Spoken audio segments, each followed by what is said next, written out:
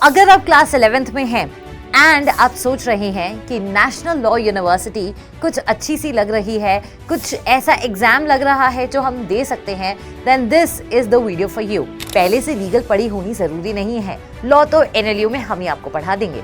I have excellent news for you guys कि आप भी परस्यू कर सकते हैं लॉ। एलएलबी करने के लिए 5 year BA LLB, BBA LLB, BCom LLB या कोई भी BSc LLB करने के लिए आपको कोई एक पर्टिकुलर स्ट्रीम से होना जरूरी नहीं है। सिर्फ 2 घंटे की पढ़ाई और आप जा सकते हैं नेशनल लॉ यूनिवर्सिटी। तो अगर आप क्लास 11th में हैं एंड आप सोच रहे हैं कि नेशनल लॉ यूनिवर्सिटी कुछ अच्छी सी लग रही है, कुछ ऐसा एग्जाम लग रहा है जो हम दे सकते हैं, then this is the video for you. अगर आप क्लास 11th में हैं एंड आप सोच रहे हैं कि क्लैट 2028 दें या ना दें, तो let me convince you for this. देखिए, 2 घंटे की पढ़ाई लेजिट आपको पहुंचा सकती है एनएलयू तक, प्रोवाइडेड आप टाइम से स्टार्ट करें एंड अच्छी प्रिपरेशन से स्टार्ट करें। तो क्या करना पड़ेगा मैम, ये बता दो जल्दी से। I will tell you that. सबसे पहले पेपर को समझने की ट्राई करते हैं। हमारा जो क्लैट एग्जामिनेशन है वो 120 मिनट्स का होता है, दैट इज 2 आवर्स, और ये 2 घंटे आपको डिसाइडिंग फैक्टर बनाते हैं कि आप जा रहे हैं एनएलयू या नहीं। बट इस 120 मिनट में 120 क्वेश्चन एक्चुअली वो वॉरियर्स हैं जिनसे आपको लड़ना पड़ेगा। तो ये 120 क्वेश्चंस डिवाइडेड रहते हैं 5 सब्जेक्ट्स के अक्रॉस में। वी हैव इंग्लिश आपका सबसे पहले, then GK, then legal, then logical and quantitative techniques. ये 5 सब्जेक्ट्स मिलकर ये 120 क्वेश्चंस बनाते हैं जो अल्टीमेटली 2 आवर्स में आपको सॉल्व करने पड़ते हैं। ये सारे क्वेश्चंस जो हैं ये पैसेज बेस्ड फॉर्म में आते हैं। मतलब ऐसा नहीं है कि रीडिंग कॉम्प्रिहेंशन है आप पढ़कर और डायरेक्टली आंसर कर सकते हैं, बट ये पैसेज आपको हिंट देता है जिस कंसेप्ट से रिलेटेड क्वेश्चंस आने वाले हैं। अब यहाँ पर कुछ चीजें आपको पहले से आनी चाहिए। इंग्लिश की प्रैक्टिस, जीके की नॉलेज, लॉजिकल के एप्टीट्यूड बेस्ड सवाल और साथ ही में क्वांटिटेटिव की टेक्निक्स आपको पता होनी चाहिए। एक लीगल ऐसा बचता है जहां पर एनएलयू कंसोर्शियम्स जो हैं वो आपको कहते हैं कि देखिए, पहले से लीगल पढ़ी होनी जरूरी नहीं है, लॉ तो एनएलयू में हम ही आपको पढ़ा देंगे। तो क्या करना पड़ेगा ये 5 सब्जेक्ट को मास्टर करने के लिए, so that you can secure a seat in NLU. आइए अब उसे समझते हैं। तो अगर आप 11th क्लास में आए हैं या आने वाले हैं और आप सोच रहे हैं कि अब से स्टार्ट कर ही देते हैं अपनी प्रिपरेशन को, तो इसमें मैं आपको हेल्प कर देती हूँ। सबसे पहले आपको पेपर को समझना पड़ेगा, और पेपर को समझने के लिए सबसे आसान तरीका होता है प्रीवियस ईयर पेपर्स। आप ले सकते हैं क्लैट 2020 से लेकर क्लैट 2026 तक के पेपर्स।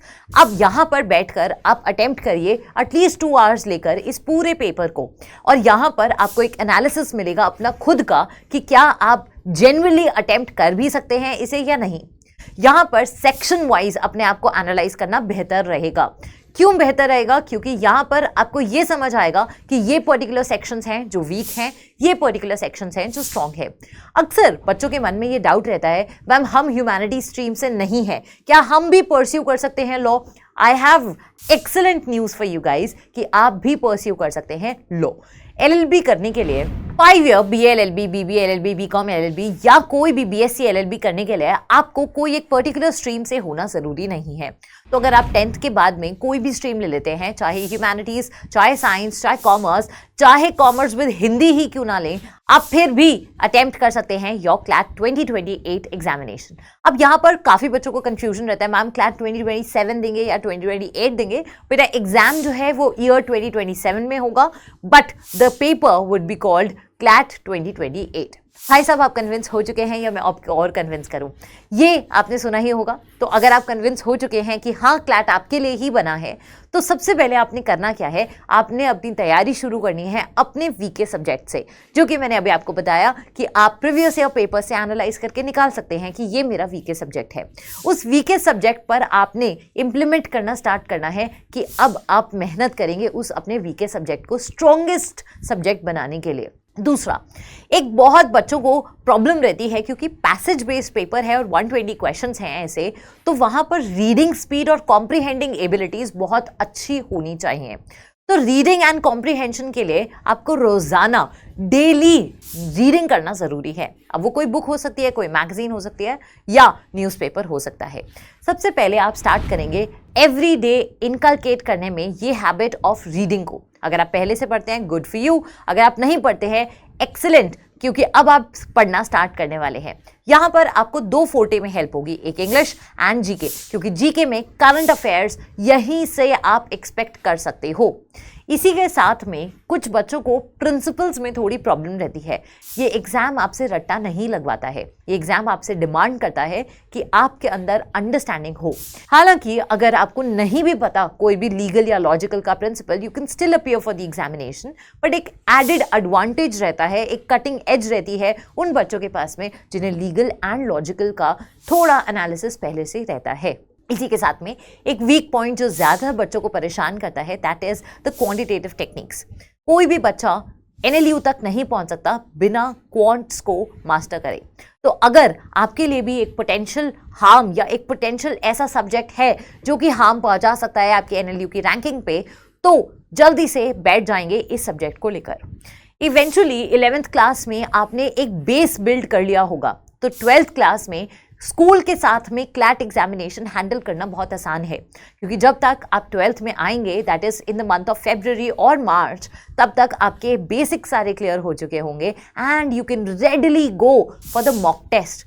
जितनी ज़्यादा प्रैक्टिस करते हैं, जितनी रिगरस एंड अच्छी इवैल्यूएशन के साथ आप प्रैक्टिस करेंगे, उतना आसान हो जाता है आपके लिए क्लैट एग्जामिनेशन।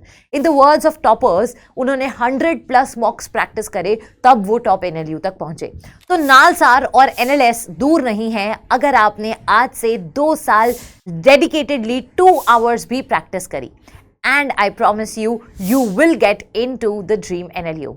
यहाँ पर आपके पास में एक एडेड एडवांटेज रहने वाला है, that because you have begun earlier, तो अगर बीच में कभी प्रोक्रेस्टिनेशन की विंडो आए, या कोई तबीयत खराब हो जाए, या कोई फेस्टिवल आ जाए, कोई शादी आ जाए, you can take a break, क्योंकि आप पहले से एडवांस में प्रिपेयर्ड हैं।